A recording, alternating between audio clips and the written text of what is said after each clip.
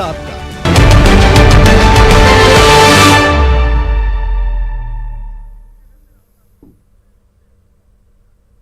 पहले चरण की 71 सीटों पर मतदान हो रहा है, वोटिंग भी हो रही है और चुनावी रैली भी। मुजफ्फरपुर में और दरभंगा में पीएम मोदी ने रैली को संबोधित किया और वाल्मीकि नगर में इस वक्त राहुल गांधी सभा कर रहे हैं। सीधे रुख करते हैं। चीनी मिल चालू करूंगा और अगली बार वापस आऊंगा तो आपके साथ यहां की चीनी चाय में मिला के पीऊंगा। याद है आपको? याद है ना?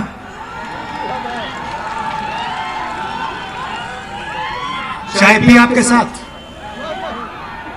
चाय भी आपके साथ ना। पंजाब में दशहरा हुआ, पहली बार मैंने देखा आमतौर से दशहरे में रावण, कुंभकर्ण और मेघनाथ के पुतले जलाए जाते हैं। पहली बार देखने को मिला कि पंजाब में दशहरे पर नरेंद्र मोदी जी, अंबानी जी और अदानी जी के पुतले जलाए जा रहे हैं। अजीब सी बात है। आमतौर से दशहरे पर रावण का पुतला जलाया जाता है और 2020 में पंजाब में, पूरे पंजाब में दशहरा पर रावण नहीं जलाया जा रहा है।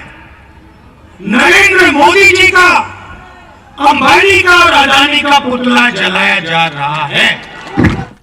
तो वाल्मीकि नगर से राहुल गांधी लाइव और वोटिंग भी हो रही है, चुनावी रैली भी, तीखे बयानबाजी और एक दूसरे पर जैसे जैसे चुनाव की तारीखें और भी नजदीक आ रही हैं, दूसरे चरण का भी मतदान है। अब बयानबाजी बेहद तल्ख हो रही है। एक तरफ प्रधानमंत्री नरेंद्र मोदी ने जंगल राज का युवराज, तो दूसरी तरफ अब राहुल गांधी रावण से प्रधानमंत्री नरेंद्र मोदी की तुलना कर रहे हैं। बयानबाजी बेहद तल्ख। वोटिंग के बीच जो कुछ तस्वीरें बेहद अहम हैं, उन तस्वीरों को भी हम दिखा रहे हैं, अपडेट भी आप तक पहुंचा रहे हैं। और इस बीच हमारे साथ कुछ मेहमान भी जुड़े हुए हैं। निहोरा यादव हैं जेडीयू से, चंद्र प्रकाश हैं कांग्रेस से, कुमार परवेज सीपीआईएमएल से और संजय कुमार वरिष्ठ पत्रकार। स्वागत है आप सभी का। सबसे पहले सवाल चंद्र प्रकाश जी, इतनी तल्ख बयानबाजी की जरूरत क्यों? राहुल गांधी सीधे सीधे रावण से तुलना कर रहे हैं। अब सवाल है कि केवल तल्ख बयानी राहुल गांधी का ही अगर सुनेंगे, दूसरे का जो बोलेंगे उनको भी सुनाइए वो क्या बोल रहे हैं। नरेंद्र मोदी जी ने, हम उनके और भाषण पर कोई कमेंट्स नहीं कर रहे हैं, लेकिन जो झूठ बोल रहे हैं वो तो आपको बताना पड़ेगा। चलिए ठीक है, श्रम सुधार पर आते हैं आपके पास। जंगल राज का युवराज भी कहा गया है, उस पर भी आते हैं। रजनीश का रुख करेंगे, निर्वाचन आयोग से सीधे जुड़ रहे हैं। रजनीश, क्या अपडेट आ रहा है? निर्वाचन आयोग के पास 1:30 बज चुके हैं, कितने परसेंटेज वोटिंग? जी देखिए सुमित, अच्छी खबर यह है कि जिस तरह से दिन ढलते जा रहा है वोटिंग परसेंटेज में इजाफा देखा जा रहा है। सुबह से मतदान धीमा चल रहा था, कई जगह से ईवीएम खराब होने की सूचना आ रही थी, लेकिन अभी 1 बजे तक की बात कर ले तो 33.10 यानी 33% से ज़्यादा वोटिंग अभी तक हो चुका है, जिसमें भागलपुर में सबसे ज़्यादा जो वोटिंग की बात करेंगे, भागलपुर भोजपुर में 34% से ज़्यादा वोटिंग हो गई है। तो निश्चित रूप से जो वोटर हैं वो कहीं ना कहीं जागरूक दिख रहे हैं। कोरोना काल है, बड़ी चुनौती है, बावजूद जो वोटिंग परसेंटेज है उसमें अगर 1 बजे की बात करें तो निश्चित रूप से बेहतर रहा है जी। और शाम बाकी है। अभी हम तस्वीर आपको दिखा रहे हैं कि देखिए बिहार के मुख्य निर्वाचन पदाधिकारी जो हैं, तमाम अधिकारी यहाँ पर लगातार मॉनिटरिंग कर रहे हैं। तो हर जिले से सूचना मिल रही है, उसके बाद वहाँ पर ईवीएम खराब हो या फिर कोई गड़बड़ी हो उसको तुरंत निदान किया जा रहा है। हम प्रयास करते हैं, जो HR श्रीनिवासन हैं आपके मुख्य निर्वाचन पदाधिकारी, उनसे हम प्रयास करेंगे बात करने का, चूंकि वोटिंग परसेंटेज एक बड़ी चुनौती रही है। सभी जिलाधिकारी को एक समझिए कि टास्क दिया गया था कि वोटिंग परसेंटेज कैसे बढ़ाए, जागरूकता अभियान चलाया जा रहा था। हम सीधे बात करेंगे, HR श्रीनिवासन हमारे साथ मौजूद हैं। क्या कहेंगे, अब थोड़ी राहत लग रही है, 33% से ज़्यादा वोटिंग? हाँ, बहुत अच्छा है। अभी हम लोगों का 6 बजे तक पोलिंग होगा और जो भी लोग 6 बजे के पहले आएंगे उन लोगों का भी वोटिंग हम लोग कराएंगे। जी कई जगह से ईवीएम खराब होने की सूचना मिल रही है। नहीं, बहुत कम प्लेसेस में खराब हुआ है, मशीन है, खराबी होना बहुत स्वाभाविक है, तो वो रिप्लेसमेंट हो रहा है और बहुत जल्दी हम लोगों का सब ठीक रहेगा, कोई दिक्कत। पर पिछले कई चुनाव में देखे होंगे आप, चूंकि नक्सल प्रभावित जिले में चुनाव है, इस बार वहां को लेकर एक विशेष चिंता होगी आप लोगों को भी, कैसा वोटिंग रहेगा। अब तक कोई अप्रिय घटना की सूचना नहीं मिल रही है, लग रहा है बेहतर चुनाव हो रहा है। निश्चित रूप से हम लोग को भारत निर्वाचन आयोग से पर्याप्त मात्रा में सिक्योरिटी फोर्सेस मिला है और पुख्ता इंतजाम किया गया है, तो बहुत अच्छा चल रहा है। कितने % वोटिंग की उम्मीद कर रहे हैं शाम से? देखिए, हम लोग को निश्चित ये उम्मीद है कि पिछले बार जो हम लोग को विधानसभा इलेक्शन में जो पोलिंग परसेंटेज हुआ था उससे अधिक होगा। बिल्कुल, अगर बात करें तो बेहतर पोलिंग परसेंटेज की उम्मीद कर रहे हैं सुमित, और निश्चित रूप से अगर सुबह से बात करें तो धीरे धीरे जो वोटिंग परसेंटेज है उसमें गति देखी जा रही है। जो मतदाता है, न्यूज़ 18 लगातार उनसे अपील कर रहा है और अपील का असर भी देखने को मिल रहा है कि दोपहर 1 बजे तक 33% से ज्यादा वोटिंग हो चुका है। जाहिर है जो नक्सल प्रभावित जो जिले हैं वहां पर भी जो वोटर है घर से बेखौफ होकर बाहर निकल रहे हैं। ठीक है रजनीश, लौटते हैं आपके पास। बिल्कुल 33% से ज्यादा वोटिंग 1 बजे तक, ये अच्छा आंकड़ा है, अभी और इसे बढ़ने की संभावना है इसमें। संजय जी, जल्दी से इस पर रिएक्शन मैं आपसे चाहूंगा। वोटिंग परसेंटेज देखकर कोरोना काल में क्या लग रहा है? एक सकारात्मक पक्ष है लोकतंत्र का कि लोग निकल रहे हैं और बिना इसकी परवाह किए हुए कोरोना का मास्क लगा करके और कतार में खड़ा होकर के अपना मतदान कर रहे हैं। तो लोकतंत्र की यही तो खूबसूरती है कि अगर लोग अपना मतदान करें या जिस सरकार के पक्ष में विरोध में जो भी उनको निर्णय लेना है, जब वो जाते हैं तभी तो तय हो पाती है चीज़ें कि जनता चाहती किनको है। और इसी उदासीनता को लेकर के तो बार बार एक अवेयरनेस प्रोग्राम चलाया जाता है कि ये आपके अधिकार हैं। एक राष्ट्रपति जी को भी वही अधिकार है जो एक यहाँ के आम आदमी को अधिकार है। बिल्कुल, तस्वीरें भी हम दिखा रहे हैं, बहुत अच्छी तस्वीरें, दिव्यांग या बुजुर्ग सभी बढ़ चढ़ कर हिस्सा ले रहे हैं इस लोकतंत्र के महापर्व में। लेकिन बयानबाजी भी तल्ख होती जा रही है। नरेंद्र मोदी ने सीधे सीधे जंगल राज का युवराज तमगा दे दिया है। जंगल राज का युवराज, क्या आपको लगता है कि जो बीजेपी खेमे की ओर से प्रचार में इस तरह के शब्दों का इस्तेमाल हो रहा है, ये एक बड़ा मुद्दा चुनाव में है, वोटिंग के दौरान लोगों के जहन में है, वोटरों के दिमाग में है जंगल राज? नहीं है, और चूंकि होता क्या है कि जब चुनाव में शब्दों की मर्यादा टूटती है या लगता है कि कौन उनका कमज़ोर पक्ष है, कौन सा विंडो हमें मिल रहा है जहां पर हम उनको अटैक कर करके अपने जो लोग हैं उनको कनेक्ट कर सकें, तो वहां पर तो एक विंडो उनको दिखता है।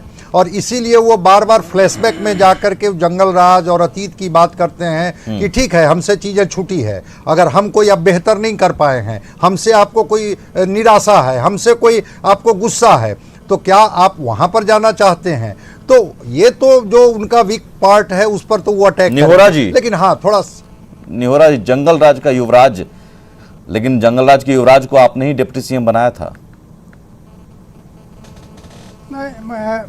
आदरणीय प्रधानमंत्री जी ने कहा है कि जंगल राज के युवराज, देखिए बिहार के ही नहीं देश के तमाम लोगों ने 15 वर्षों के राज को देखा है लालू जी का, 90 से लेकर 5 तक।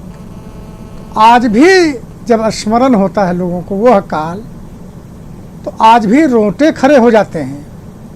तो अगर प्रधानमंत्री जी ने कहा कि उसी परंपरा को इनके आरजेडी के युवराज ने भी शुरुआत किया है, तो जब उस परंपरा को शुरुआत किया उन्होंने, तो जंगल राज का युवराज कहना अनुचित नहीं है। बिल्कुल सटीक शब्द प्रधानमंत्री जी ने चंद्र प्रकाश जी, जवाब।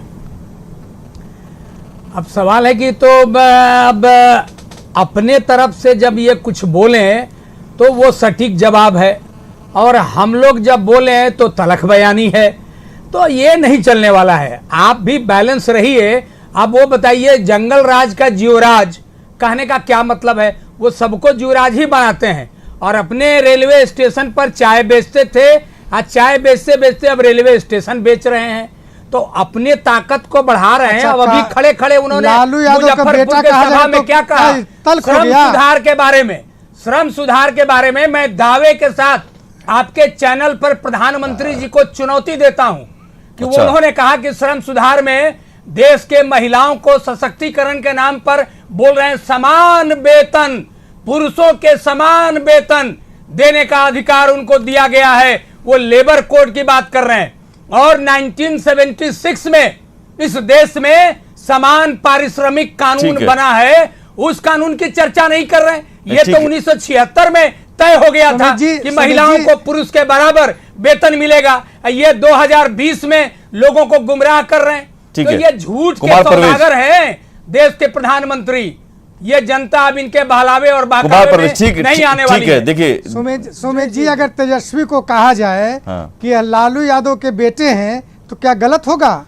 नहीं, जंगल राज का युवराज और लालू यादव का बेटा, ये देखिए अपने अपने तरीके से चुनाव प्रचार हो रहा है और बयानबाजी अपने अपने तरीके से हो रहे हैं। यही सवाल है कि क्या इस तरह के बयानों का असर होता है चुनाव पर? कुमार परवेज, माता जी का युवराज है, कहिए कि बाप के पत्नी जी, दोनों में फर्क है कि नहीं? बात तो एक ही है। चलिए थोड़ा मेरी बारी ठीक है। कुमार परवेज जी, क्या हमसे इस तरह के बयानों का असर होता है चुनाव पे? असर बयानों का क्या? जंगल राज का युवराज, हालांकि वही जंगल राज आप भी सीपीआईएमएल भी देख चुका है, सीपीआईएमएल भी देख चुका है।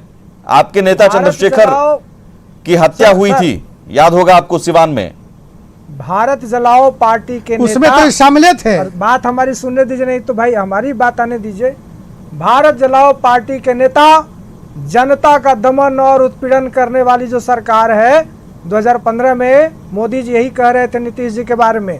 और सबसे गंदी जुबान तो आजकल नीतीश कुमार का है, जो कभी बाप का नाम ले रहे हैं, कभी माँ का नाम ले रहे हैं, पब्लिक को ही धमका रहे हैं, युवाओं को धमका रहे हैं। इस तरह के बयानबाजी का असर हालांकि मुझे लगता है कि लोगों के जहन पर ज्यादा नहीं, क्योंकि लोग मुद्दों की बात करते हैं और इस बार के चुनाव में ज्यादातर देखा जा रहा है कि लोगों के जहन में मुद्दा है, विकास है, रोजगार है, पलायन है। इन सब मुद्दों को लेकर लोग वोटिंग कर रहे हैं और वोटिंग होनी भी चाहिए इस तरह के मुद्दों को लेकर, सकारात्मक मुद्दों को लेकर। लौटते हैं बस थोड़ी देर में।